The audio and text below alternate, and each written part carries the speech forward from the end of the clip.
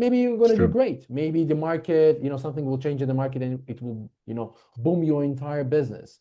But at the same time, especially with e-commerce, you don't really see 4, 5, 6, 7 years of being successful. You have to get that right timing. So if you come to Walter and his team right before that, even if you are 12 months away, that's the time to have that motivation in order to prepare, build, and exit properly for the right multiple, right? For the right multiple.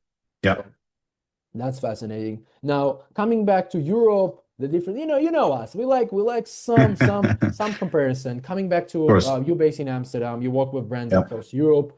I always encourage you to work with the US, Canada, North America in general. I thought you can be great. Your core is in Europe. Now you're expanding. We just spoke about it right before we started that you secured another mandate in North America here. So you work with both buyers and sellers. Now, can you give me the biggest differences between working with US buyers, US sellers? Kind of two questions, right? US buyers, US sellers in Europe versus, and again, you work in Western Europe, so maybe it's a little bit different than Eastern Europe. Sure. People don't really get that. Not all Europeans work.